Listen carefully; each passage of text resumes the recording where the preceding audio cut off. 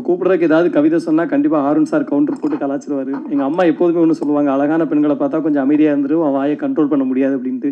இருந்தாலும் என்னால் கண்ட்ரோல் பண்ண முடியல. ரபுசங்கர் எழுதின ஒரே ஒரு கவிதையை மட்டும் சொல்லிவிட்டு அவங்களை கூப்பிட்றேன்.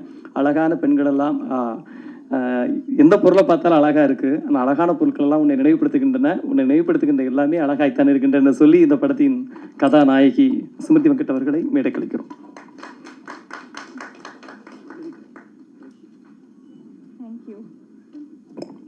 ஹாய், எல்லாருக்கும் வணக்கம்.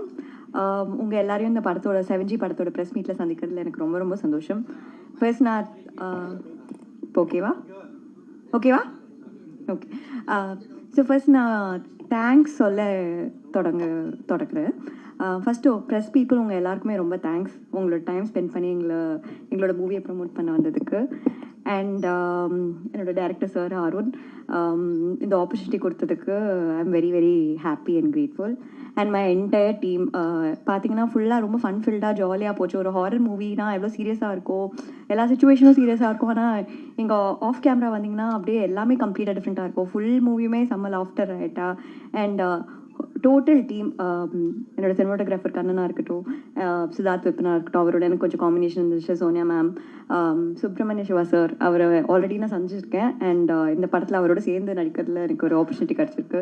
ஸோ ஓவராலாக எனக்கு இது ரொம்ப ஸ்பெஷல். ஏன்னா நான் பண்ண ஃபர்ஸ்ட் ஹாரர் ஃபிலிம். அண்ட் இந்த எக்ஸ்பீரியன்ஸே எனக்கு ரொம்ப ஹாப்பியாக, ரொம்ப ஒரு நல்ல ஃபன் வைபாக இருந்துச்சு. அண்ட் டெஃபினட்டாக நல்லா வந்திருக்கு. ஸோ நீங்கள் எல்லோரும் தியேட்டரில் போய் பார்த்து எங்களை சப்போர்ட் பண்ணணும். நன்றி.